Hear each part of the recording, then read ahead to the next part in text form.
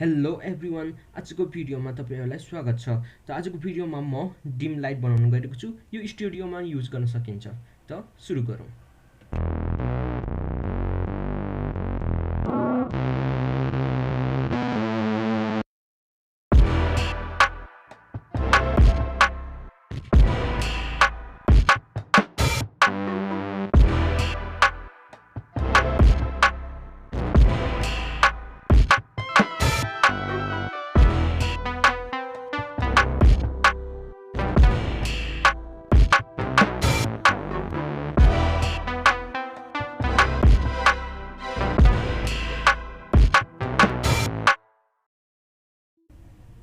म चाहिँ यस्तो खालको कार्टन लिँदै छु।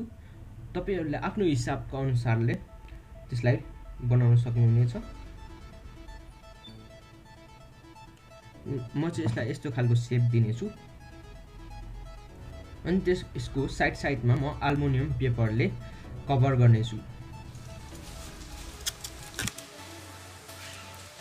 अब चाहिँ म यसमा यस्तो युज गर्न गइरहेको छु। यस्तो खालको एलईडी तपाईहरु यस्तो खालको नि युज गर्न सक्नुहुन्छ। यो लाइटरमा पाइन्छ। यो लाइटर बत्ती बल्ने लाइटर यस्तो 4-5 वटा कलेक्ट गरेर पनि बनाउन सक्नुहुन्छ। सबै प्याराललमा जोड्नुपर्छ, तर प्लसको प्लस माइनसको माइनसमा जोडेर बनाउन सक्नुहुनेछ। यो एलईडी चाहिँ मैले यूएसबी लाइटबाट निकालेको, जुन मैले पहिला दराजबाट किनेको थिएँ। यदि तपाईहरुलाई पनि यस्तो खालको एलईडी यूएसबी एलईडी चाहिन्छ भने डिस्क्रिप्सनमा लिंक छ, त्यहाँ गएर किन्न सक्नुहुन्छ। म चाहिँ यसमा वाल पार्न गइरहेको छु। मलाई यहाँ भित्र तार हाल्नु पर्छ। फर्स्ट म कम्पासले गर्छु, पछि ठुलो बनाउन पेन्सिल जेलले बनाउँदा हुन्छ। पछि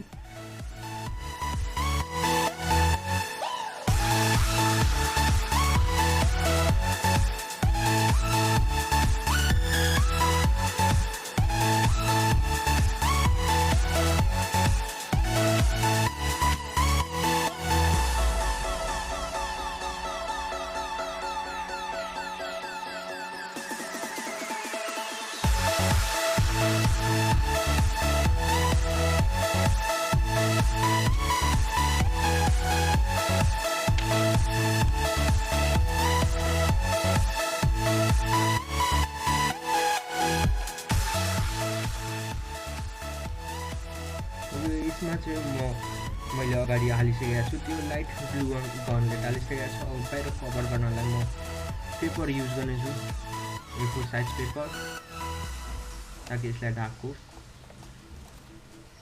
यो चाहिँ टिकटक लाइट जस्तो पनि काम गर्नेछ यसलाई।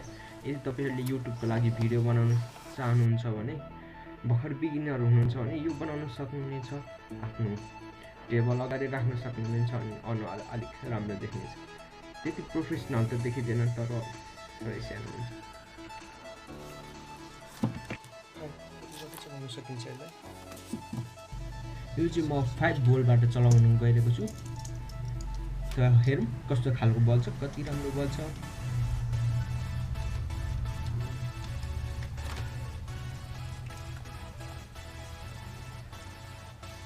मसँग 5 भोल्टको चार्जर छ, जुन मोबाइल चार्जरबाट पनि बाल्न सक्नुहुन्छ। तपाईसँग लिथियम आयरन ब्याट्री पनि छ भने त्यसले पनि चलाउन सक्नुहुनेछ। नत्र एक्स्ट्रा चार्जर छ भने त्यसको तारबाट पनि चलाउन सक्नुहुन्छ।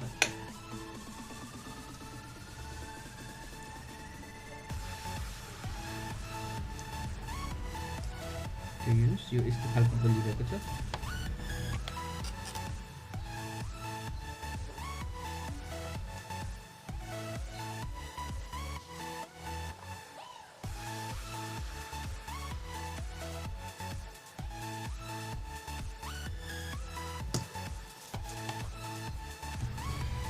मैले चाहिँ खासमा यो लाइटलाई यस्तो भित्ताको कुनामा टाँस्नको लागि डिजाइन गरेको छु।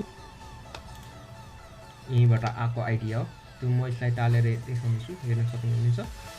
यसरी टालेर राख्न सक्नुहुन्छ। राति सुत्ने बेला बालेर सुत्न पनि सकिन्छ। त्यसैले त डिम लाइट भनिन्छ यसलाई। र क्यामेराको अगाडि पनि राखेर आफ्नो फेस उज्यालो बनाउन सक्नुहुन्छ यसलाई। त आजको यो भिडियो कस्तो लाग्यो लाइक शेयर कमेन्ट गरिदिनु होला। भेट्नेछौँ हामी अर्को भिडियोमा, तबसम्मका लागि by by, have a nice day.